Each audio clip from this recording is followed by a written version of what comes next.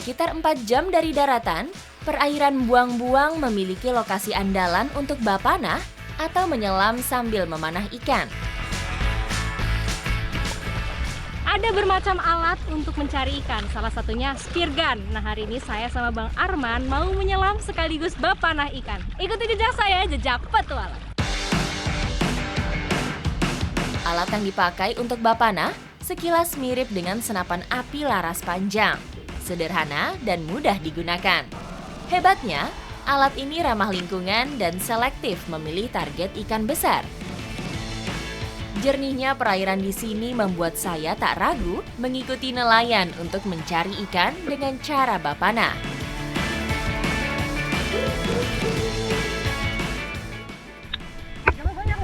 Dapat. Ini ternyata ada warga juga yang panah ikan, tapi alatnya lebih simpel, cuma panah sama karet aja. Perairan selatan Pulau Banggai merupakan ekosistem yang sehat dan dihuni beragam jenis ikan.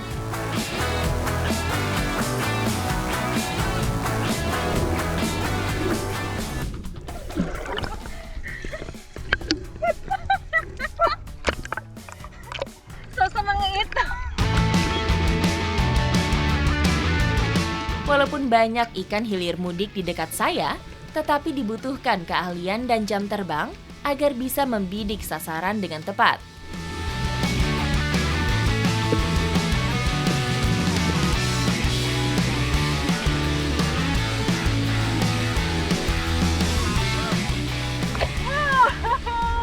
Akhirnya saya dapat ikan. Lumayan juga tadi, 4 meter dalamnya. Tapi kalau pakai alat ini tuh sebenarnya nggak seberat pakai spear gun. Lebih simple, tapi harus benar-benar dari jarak dekat. Itu kesulitannya. Tapi akhirnya saya dapat. Yes! Bapanah merupakan cara tradisional dalam berburu ikan. Mata panahnya dirancang khusus dari baja anti karat.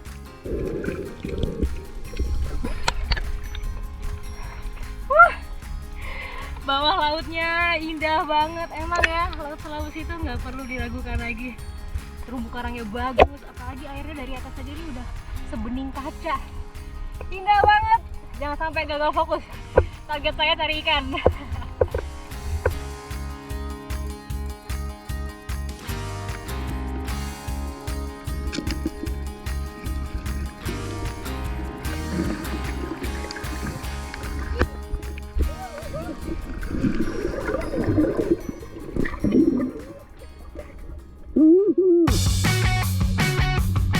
Tanpa sengaja, kami bertemu dengan reptil laut yang mematikan.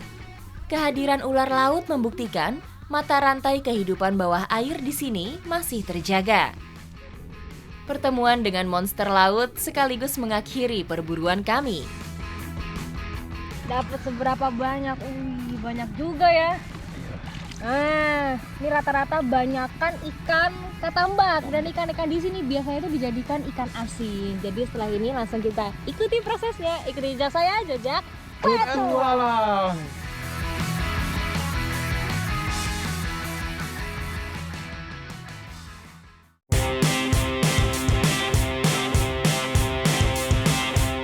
Untuk mengawetkan dan menambah nilai ekonomi, rata-rata hasil tangkapan nelayan di sini diolah menjadi ikan asin. Ikan yang didapat tadi harus dibersihkan dulu sisiknya, kemudian isi dalamnya. Ini saya kebagian ngebersihin sisik dan unik banget pakai batok kelapa. Dan ternyata lebih mudah loh, lebih cepat bersih. Memanfaatkan batok kelapa untuk membersihkan ikan merupakan kearifan warga di sini. Selain mudah didapat, batok kelapa terbukti efektif membersihkan sisik dan tidak merusak daging ikan, karena tidak memiliki bagian yang tajam seperti pisau. Aman bang? Jangan bercanda ini. Kenapa? Tak boleh bercanda. Panas. Nggak apa-apa, panas buat kita, bagus untuk ikannya bang. Insang dan isi perut merupakan sumber bakteri paling besar pada ikan, sehingga harus dibuang. Belum lagi resiko pecahnya empedu yang dapat menyebabkan daging ikan menjadi pahit. Bau pundi-pundi, wah.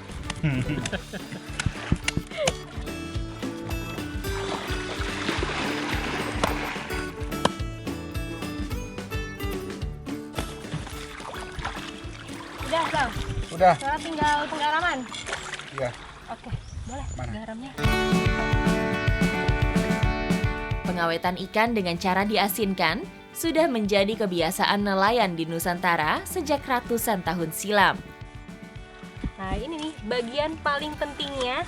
Kita garami ikan supaya nanti bakterinya hilang. Terus juga ikan pun juga akan semakin awet. Kasih yang banyak, sela-selanya juga. Untuk menghasilkan ikan asin yang berkualitas, nelayan di sini biasa menggunakan jenis garam dapur murni dengan kadar lebih dari 90%. Oke, sudah selesai. Nah, ini yang digarami harus ditunggu dulu 1 malam, tapi sudah ada ya, Bang? Ya, Yang sudah siap sudah. jemur. Sekarang kita mau jemur.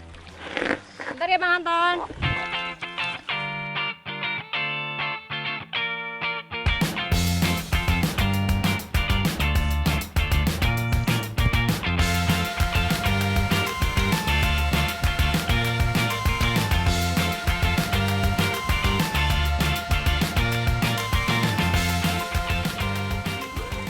Ikan-ikan yang udah digarami semalaman, terus dibilas dengan air supaya bersih, habis ini langsung kita jemur.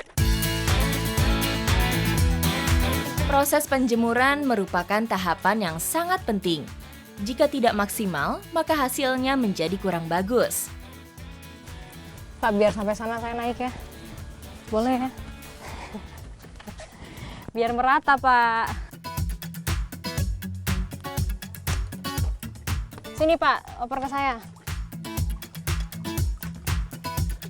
Ketika ikan diberi garam, maka akan terjadi proses osmosis. Proses ini membuat kadar air dari daging ikan keluar, sehingga proses pembusukan tidak terjadi. Nelayan di sini kan mayoritas pencari ikan. Jadi begini untuk stok makanan mereka, menjemur ikan asin kira-kira 3 hari kalau musim kemarau. Kalau musim penghujan itu bisa sampai seminggu lamanya. Jadi saat inilah menguntungkan bagi mereka. Ikan asin sebagai lauk makan ternyata tidak hanya dikenal di Indonesia saja. Di beberapa negara seperti Brazil, Afrika Barat, dan Italia, ikan asin sangat digemari karena rasanya yang khas. Ini dia ikan asin yang sudah siap olah. Seperti apa olahannya? Ikuti jejak saya, jejak petualang.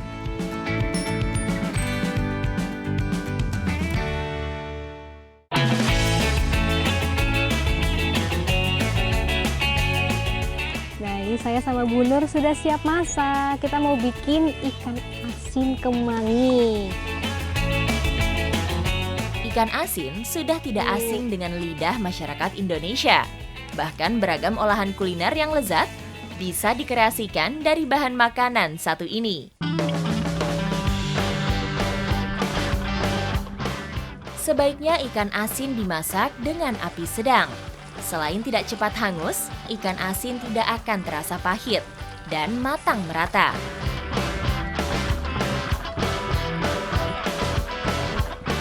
Bu, udah matang ini ikan asinnya, Bu.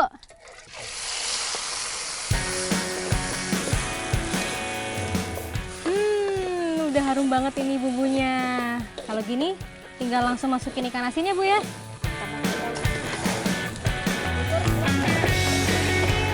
Nah, ini bumbunya udah tercampur semua, makin harum nih berpadu dengan ikan asin. Yang nggak boleh ketinggalan, daun kemangi. Daun kemangi memiliki wangi yang khas karena mengandung minyak atsiri. Tidak heran, daun kemangi banyak dimanfaatkan untuk menambah daya tarik sebuah masakan. Ikan asin kemangi sudah di depan kita dan siap santap. Nggak usah ditanya aromanya, kita langsung coba aja, Ibu.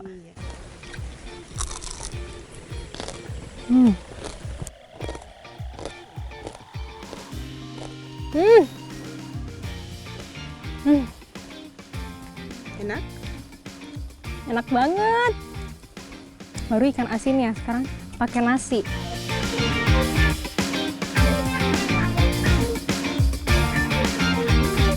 Ikan asinnya kriuk-kriuk banget, itu yang bikin gurih. Rasanya udah pasti asin. Terus tadi bumbunya ibu kasih garam lagi ya.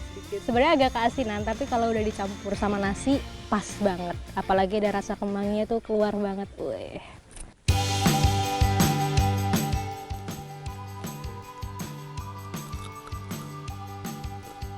Ikan asin tuh emang bertahan lama sekali. Jadi pada saat nelayan tidak bisa melaut karena musim timur, mereka punya bahan persediaan makanan yang nikmat seperti ini. Ikuti jejak saya, jejak petualang.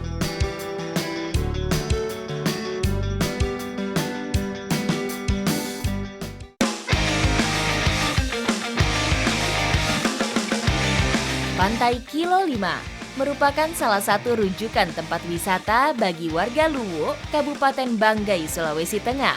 Sayangnya, beberapa bagian kemegahan bawah lautnya sudah terusik oleh tangan manusia tidak bertanggung jawab. Pagi ini saya sudah bersama dengan tim divers dari Banggai Coastal Area Community sedang mempersiapkan alat-alat untuk misi kita adalah merestorasi karang-karang rusak di sekitar Pantai Kilo 5. Ikuti jejak saya, jejak petualang. Sebelum kegiatan restorasi dimulai, beragam persiapan perlu dilakukan. Salah satunya mempersiapkan lem untuk bibit terumbu karang supaya bisa merekat dengan cepat.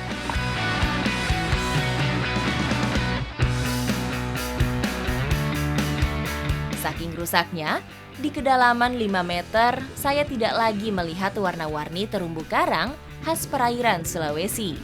Yang tersisa warna putih zat kapur dari karang yang terkoyak. Sebagian terumbu karang yang masih bertahan hidup, kondisinya sudah tidak lagi utuh. Ya, jadi kita nggak merusak, kita ngambil bibit yang sudah diserahkan, patah-patah, baru kita tanam lagi ke batu karang yang sudah rusak. Restorasi dilakukan melalui pencangkokan ataupun pemotongan karang hidup. Selanjutnya, ditanam di tempat yang mengalami kerusakan atau menciptakan habitat baru. Lokasi pemasangan terumbu karang baru juga tidak boleh sembarangan.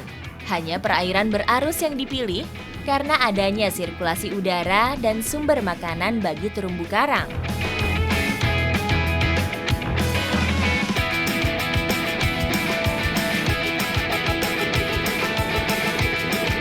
Para aktivis pencinta lingkungan ini juga menambahkan sepeda, Sherpa, motor, sampai patung. Diharapkan bisa jadi hunian baru untuk ikan. Untuk penanaman sampai tumbuhnya terumbu karang itu butuh waktu yang lama banget ya Kak? Sangat lama banget, bahkan untuk menjadi bagus itu ribuan tahun. Ikuti jejak saya, jejak petualang!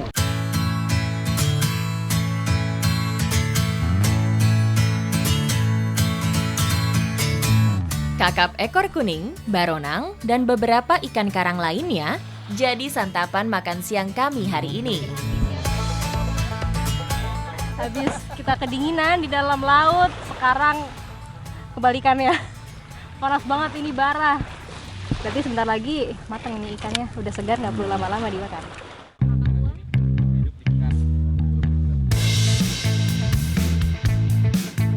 Nah kan bener aja, nggak perlu lama-lama, ikan bakar kami sudah siap santap.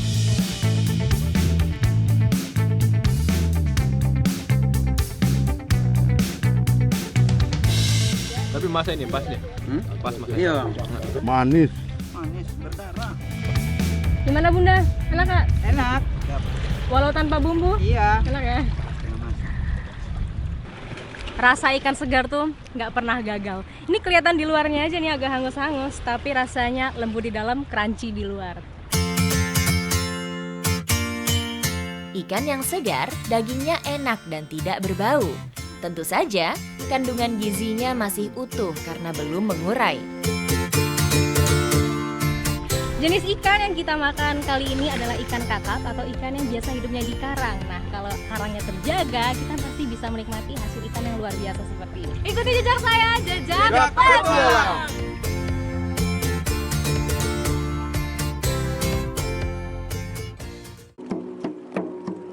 Inilah acara puncak Festival Tumbe. Nah, saya sedang mengikuti prosesi adat masyarakat Batui untuk mengantarkan telur menuju ke Keraton Banggai.